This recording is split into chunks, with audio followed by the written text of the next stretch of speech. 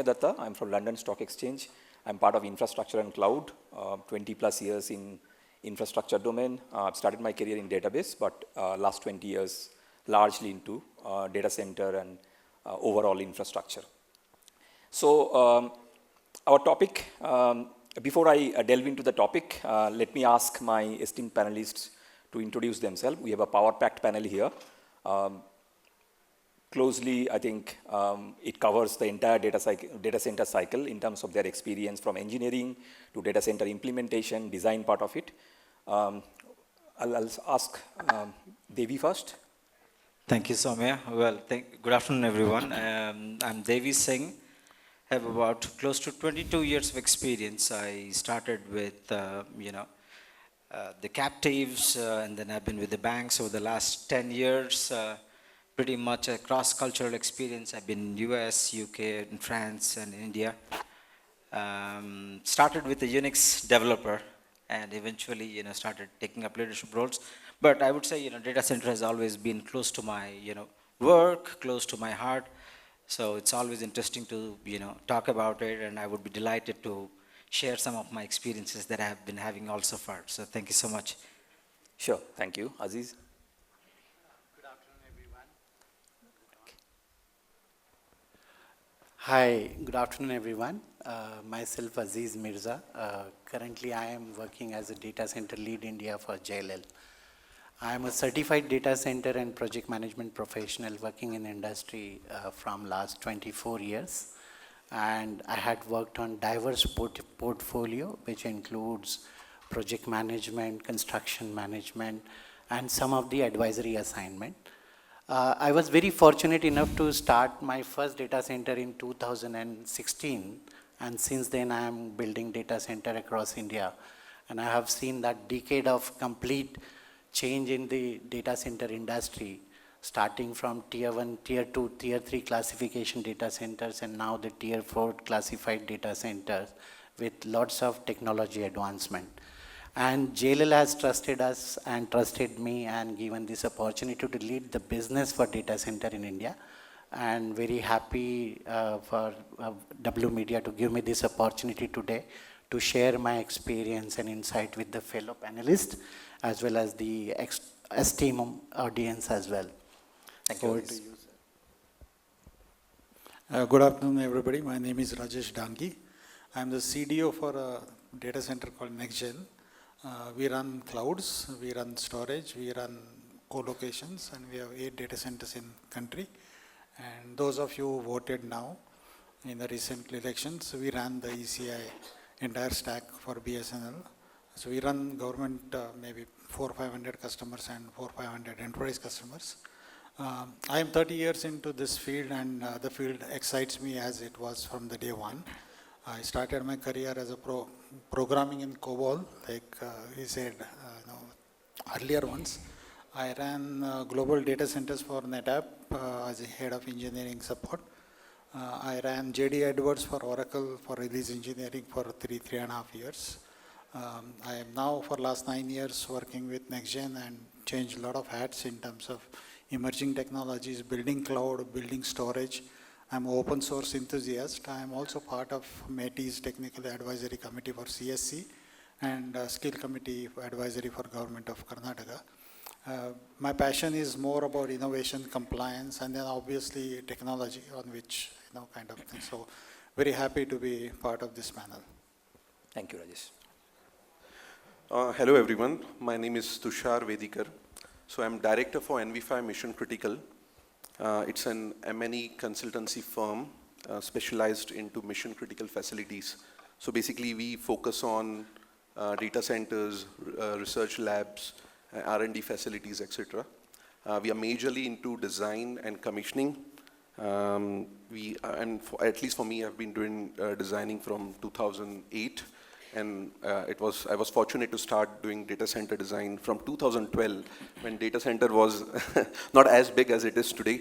And, it used to be in a small commercial building. But yeah, it has been an absolutely wonderful journey and quite excited to be here and sharing this dais with the fellow panelists. So thank you for inviting. Thank you, Tushar. So Let me set the context. As you can see, the topic is whether data center is up there in terms of taking risk, being innovative. For last 10 years, we have seen many different forms of digital transformation. And when I look at digital transformation, to me, digital transformation is all about transforming your business through tools and techniques which is available in information technology side. So if I look at data center and then try to paint a picture where exactly data center actually falls in, for last 10 years, it's cloud and then metaverse and now it's more of Gen AI. There is not one conference seminar wherein people don't talk about Gen AI and impact of Gen AI. However, the moment people talk about Gen AI and machine learning, AI, ML, algorithm, large language model, I think the very important piece what we miss here is that data, right? Data, I mean, people say data is the new oil. Someone says that, hey, we believe in data and everyone else should bring. So what I'm trying to say here is that data is important. However, where exactly the data is going to reside, right? It's data center, it's cloud. And when we talk about cloud, it's more of a glorified data center, right? So today, we are going to discuss on data centers and people associated with data center, the innovation happening in data center. Are these enough to actually meet the demand which we are getting from industry? So the first thing I would like to ask my fellow panelists, when we say risk averse, data center is risk averse. What does that mean? What risk means to data center industry? And if we are risk averse as an industry, what are the reasons we are risk averse? And how do we ensure that we understand this risk profile which is changing constantly and then meet the challenges of the future transformation and innovation? So I'll start with probably Aziz. If you can just paint a picture on what risk means to you and how data center industry as a whole overcome that and being there in the innovation side. Thank you, Soumya. So in my 24 years of career, I have never seen any business without risk. And since last decade, I am seeing that data center industry has also gone with lots of risk associated with the business operation, design and construction. And I have also seen that so far, data center industry has been successfully navigating, overcoming these challenges and working toward the success of this industry in a very, very different way. So risk could be starting from the site selection. I would talk about the project management and construction perspective first, and then my fellow colleague would add into the IT perspective. So risk could be from a site selection perspective, whether the site we are selecting for data center construction is well within the permissible limits and within the guideline which is provided by the Uptime Institute and the guideline which is provided by the TI 942. The second could be the availability of the power and fiber connectivity for those site selection and whether the required resources and talents are available. Not only this, when you start actually building the data center, then there are lots of regulatory challenges and risks associated with data center as well, because you have to go for a environment clearance, you have to go for a local municipal clearances. Those kind of risk is also sometimes become very challenging to manage. So data center industry is not only having one or two challenges, they are going through various challenges. And like I mentioned, the industry is navigating successfully so far. Maybe anybody one can. Tushar, you want to add? Tushar, you want to add? From the engineering perspective, how do you see the challenges on the risk side? Okay, let me give my perspective of this. So in my personal opinion and in my past experience, what I feel is data center industry has always been evolving. It always evolves, adapts and stabilizes for a certain period of time. Like there is a cycle, you know, at that point of time, whatever is the risk and challenge, that cycle will repeat. And what I personally feel is that in the coming future, this cycle will be quite frequent, looking at the way the future is looking, I mean, the way we look at the future. But coming to your question of what it takes for data centers to be risk averse, I believe It is about giving preferences to stability and reliability over innovations. It simply means that, let me put it in a very simple term. If I keep on using the same technology that I've been using for a couple of years, in engineering terms, if I use the same precision air conditioning or the same air-cooled chillers that I've been using for past 4-5 years, I think there is a low risk because it's safe. People have seen it, there is a precedence. So there is a low risk or there's a risk aversion there, right? If I use very high reliability or if I use very high resiliency, like if even today people are designing their data centers with N+N UPS capacity, with N+N transformers, I'm putting a lot of resiliency in the system. It means that I'm putting a lot of stability and reliability in the system. But again, it's like, it's a concern, because it's a very conservative approach. And in future, this conservative approach may not help. This approach is still good. Data center has to be stable and reliable, but will it help in future? Because when you give preferences to stability, you're actually, there is a lack of innovation because of it. If tomorrow I tell a customer that, okay, I want to implement a hybrid cooling technology, it's unprecedented, nobody has implemented it, but I want to implement it. The first answer he will say is no, because there's huge risk involved. So there is a lack of innovation, or I would say slow innovation there. And then some of the other concerns that I feel is basically lack of scalability. If I use the same technologies over and over again, I cannot have that kind of flexibility and scalability. For example, we know today in data centers, the power densities are going quite high. And in future, people are talking about 25 kilowatt per rack, 50 kilowatt per rack. Now, if I use the same set of technology what I'm using today, it will not give you that kind of scalability, right? And from an engineering point of view, if I have a fan wall unit, I know it's a 500 kilowatt unit. Even if I put 10 units, I know that's my limitation. My cooling, my power cannot cross it because I'm restricted with the technology I have. So it's restricting your scalability. Your cost of investment is high. Your cost of operations is quite high because you're putting so much of resiliency in picture. You need to maintain so many equipments, and I think energy efficiency, right? This kind of old technologies, you will never achieve high energy efficiencies because you're not innovating enough. So what I feel is that risk aversion is necessary, but not at the expense of innovation. So there has to be a balance, an equilibrium between risk aversion and innovation. It's my personal take on this subject. Yeah. Sure. Devi, you represent BFSI, right? Yes. Traditionally, and if I look at BFSI or a healthcare, risk averse, right? Always wants to ensure that resiliency is maintained. So from your experience, how do you see this risk averse culture? And in one hand, BFSI always wants to, look at risk as a dedicated profile, and on the other side, it also wants to be very agile, very innovative. How do you manage that in your side of things? Sure. Well, thank you for asking this question. It's always a complicated story for us. We deal with millions of problems every day, right? Soumya, I'll give you a little bit of an Indian context, and then I will go to the banks.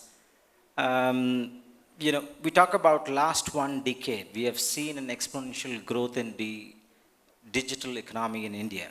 We're talking about 1.1 billion people with handsets. We're talking about 700 million of internet users in India. Now let's remember, they need a digital space, and that means that the digital economy in India is going to exponentially grow 3x. Another 5 years, another 7 years. And what some of the Indian economists, the IT economists, I would say, they would have thought that by 2025, India's digital economy would worth about $1 trillion. And I have no, beyond my pay grade talk, I have no doubts that it's going to be at least a 3 trillion, digital economy by 2030. Now coming to the banks, right? It's not only the Indian banks, but it's also the international banks. always a complicated affair. We operate in many countries, at least, half of the world. And we try to ensure that, our data centers are sometimes regional, our data centers are sometimes local because of few regulatory, requirements.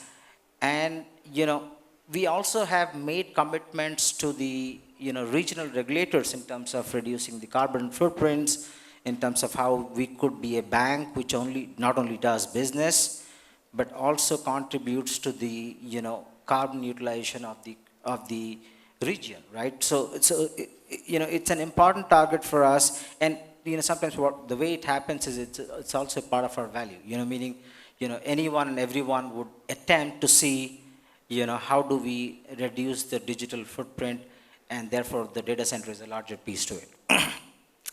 And I would, also agree, I mean, the typical challenges that we have is how do we reduce the power consumption, how do we ensure that we securize our data centers to any natural threats, any socio-economical conditions, socio-political conditions.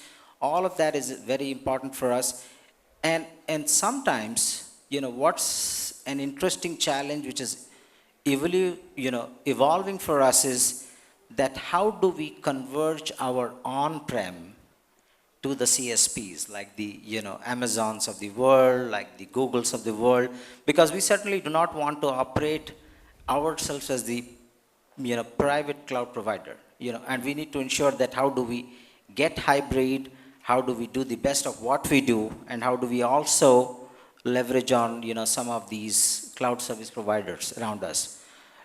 So always an interesting technical challenge, and we see how do we do the best to cope up. So 2 cents. Yeah, thank you. Great. I'll come to Rajesh.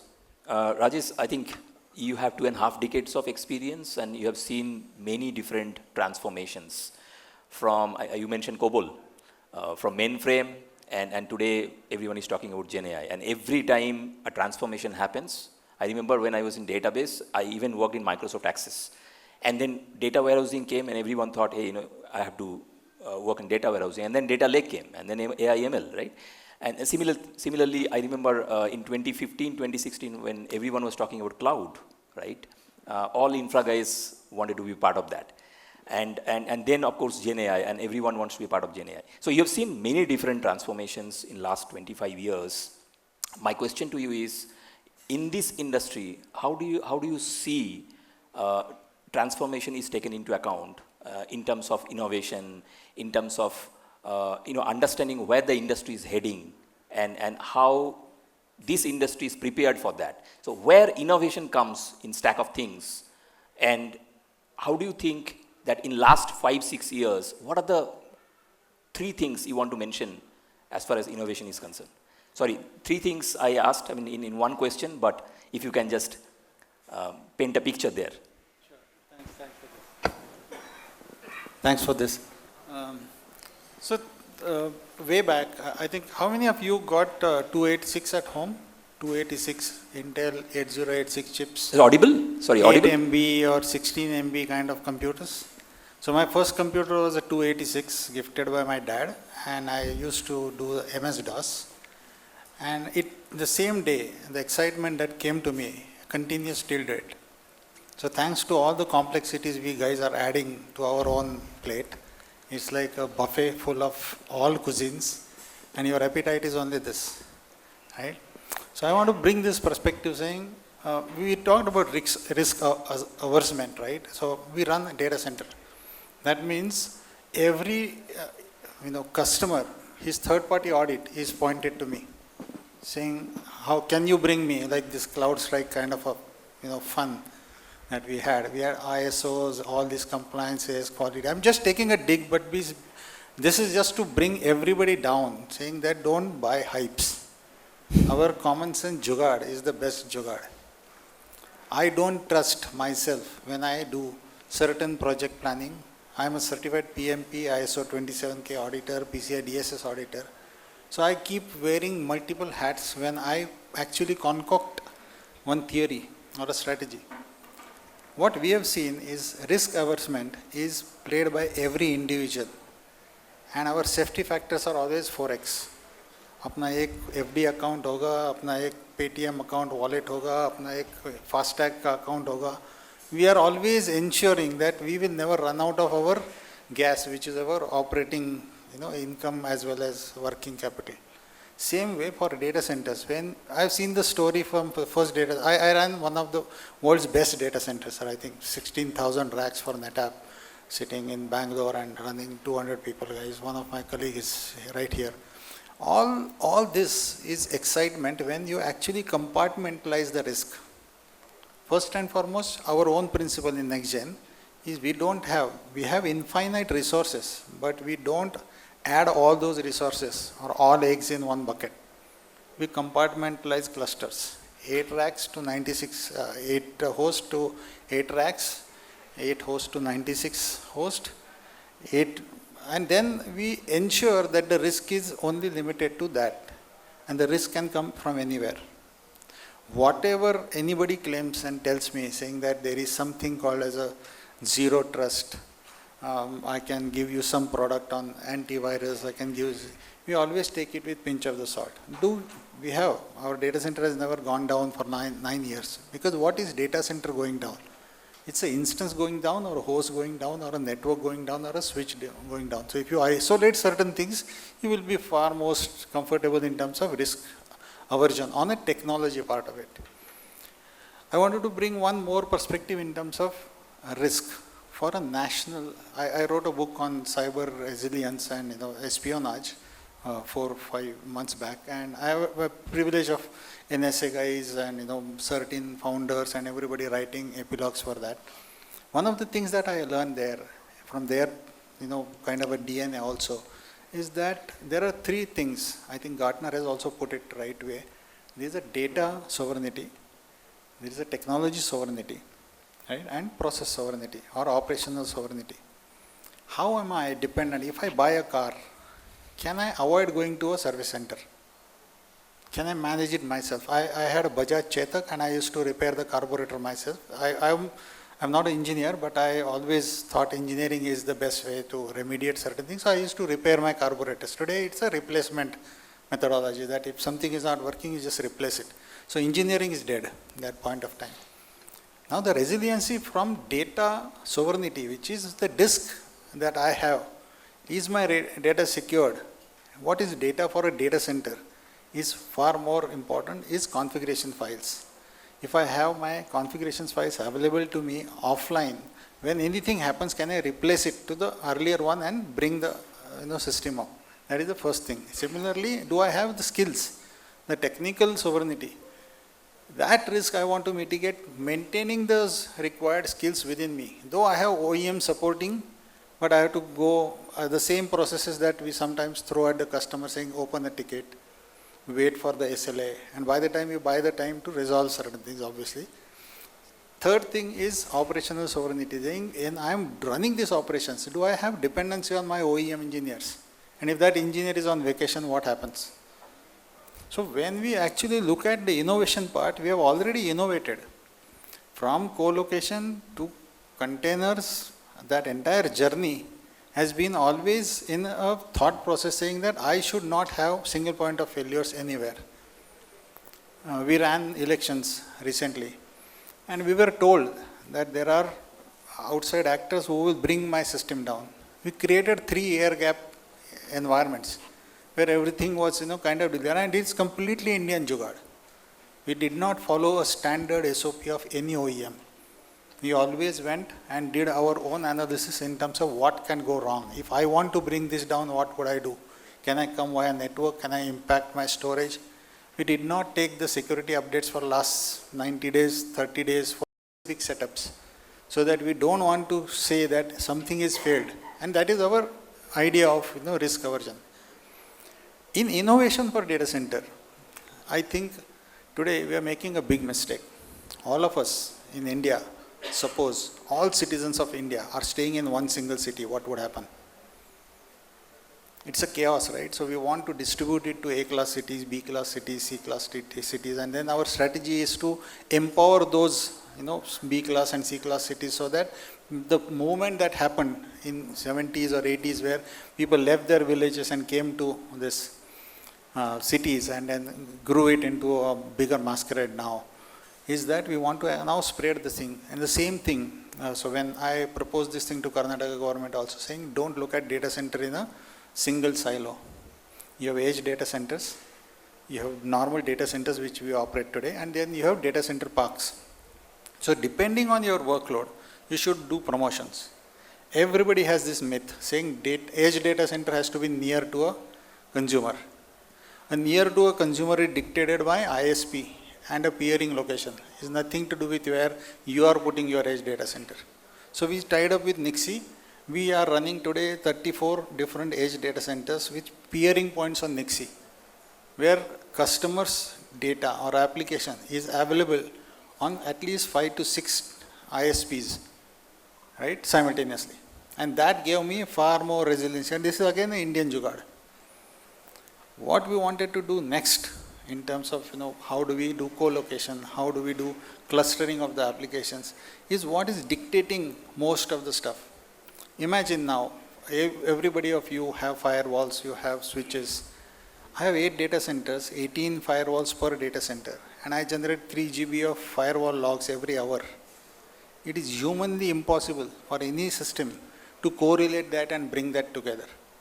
So automation is the next innovation that we are pushing. Saying I want to do very simple things. I want to do SIM and SOAR, and I am a big open source fan.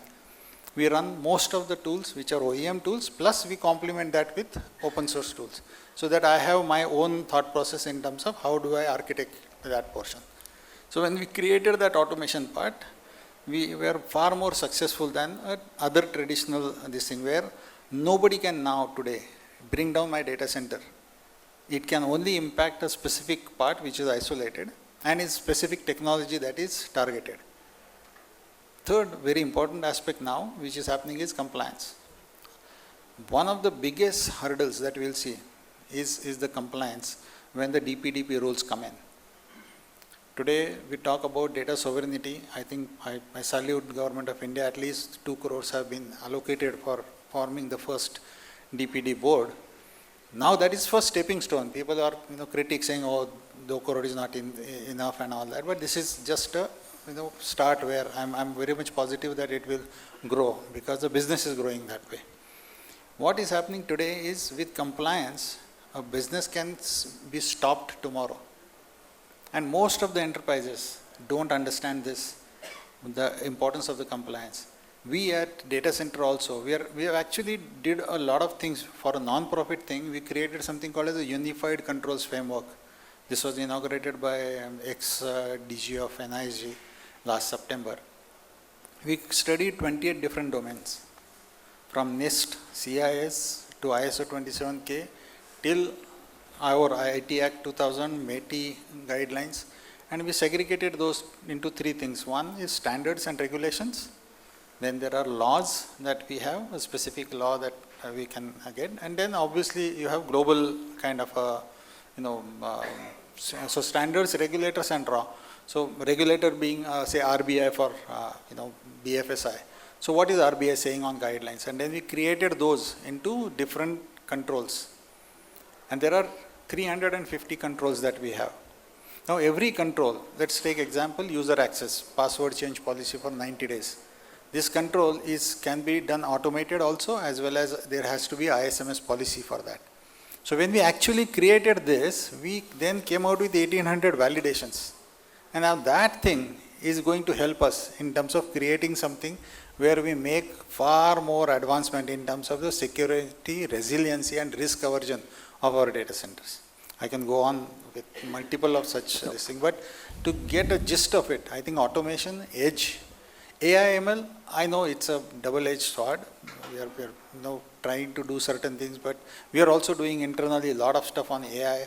We are training LLMs, but I have some different views on synthetic data, which I hate.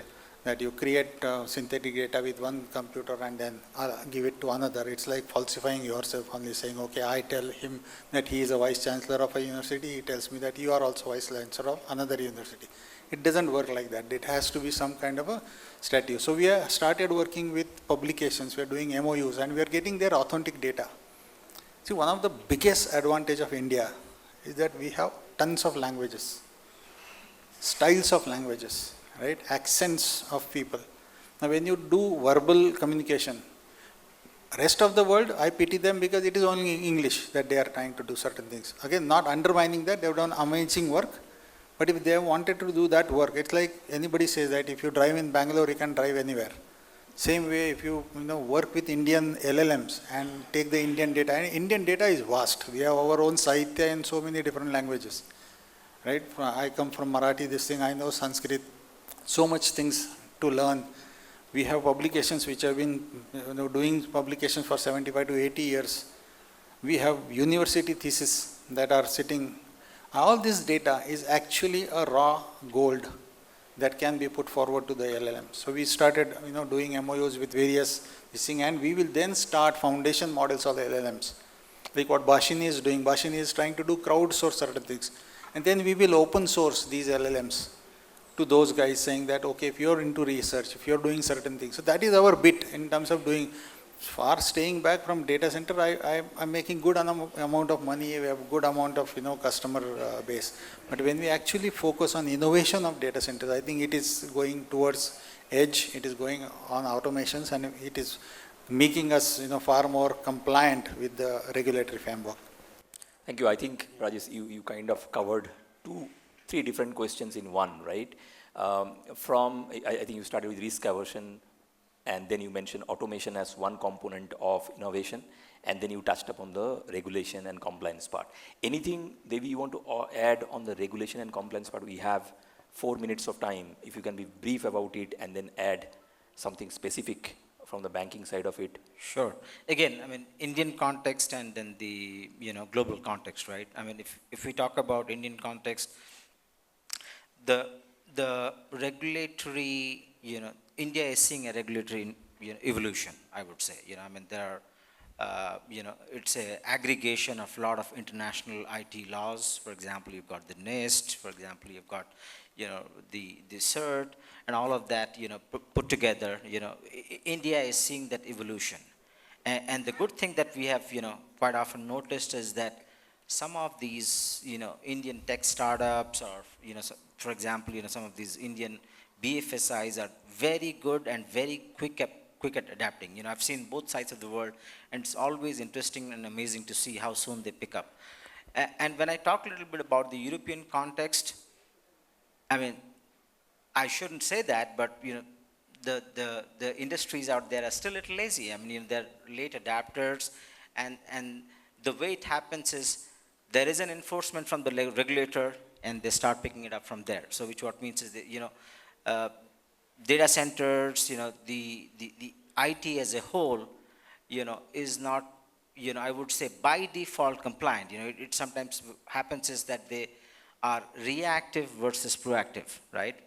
And if I have to talk a little bit about, some of the hassles that we would see, which kind of, sometimes irritates us in the Indian context is that, and these are actually risks, by the way, right? If you look at, the ease of the approval process, I don't want to name the regulatory authorities, but, not so easy. Yep.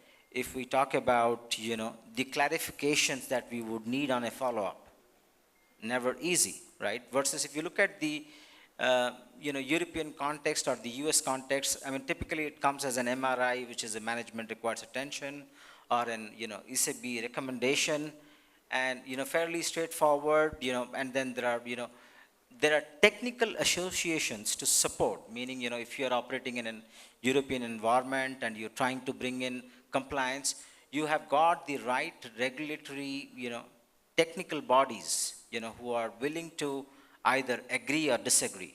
And I think India might, take a little time there, to set up an ecosystem like that and see how do they faster this compliance process when they're dealing with customers like the banks or, for that matter, any other institutions. Okay. Thank you for that. Anything you want to Sorry, add? can Aziz? I Go ahead. add from my perspective as well? Because everyone is a subject matter expert here. we have the IT expert, we have the banking expert, we have the construction expert. But let me put my perspective from a design point of view, from an engineering point of view.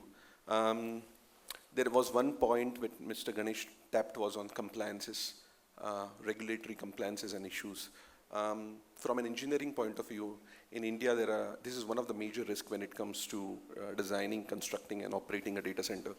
For example, in north of India, they came up with the government came up with a new emission norms, which literally no generator supplier was able to meet. Now, we just have two options, either we find a way around it or we get a waiver. So this regulatory norm changes, which could happen in future, are going to be one of the potential risks in terms of engineering, okay? And let me add one more point here. Risk, if the regulations are drafted correctly, then it actually could do really wonders.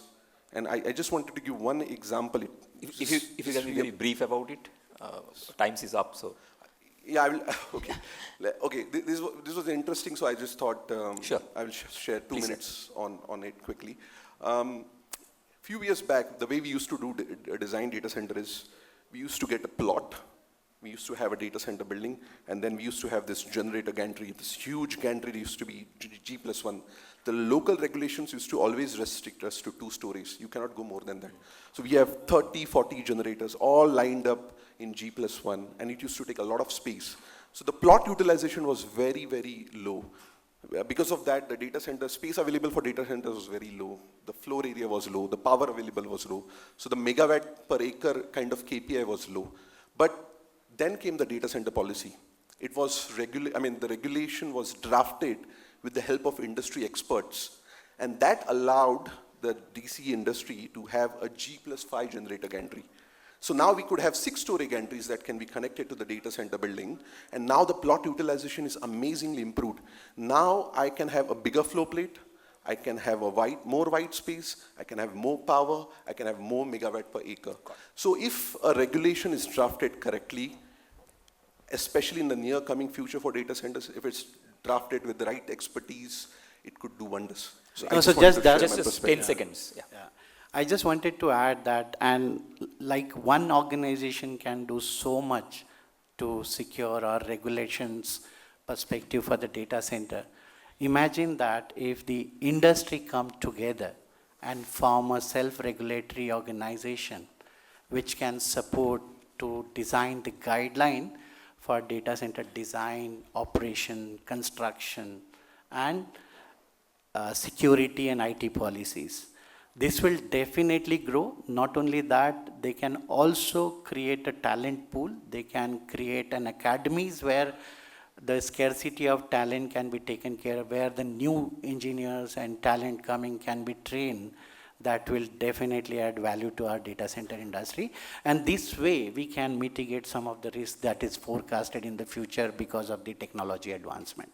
So I just wanted to add that, yeah. Thank you. So I'll quickly summarize. So what I'm getting is, if data center is actually risk averse, there is a right reason for that. And we just don't join the bandwagon thinking that, hey, GenAI is here and hence we need to do this, right? So we need to ensure that resilience is met, the standards are met, compliance regulation we adhere to, and only then we do that. And that doesn't mean that we do not innovate. That's the message you are getting.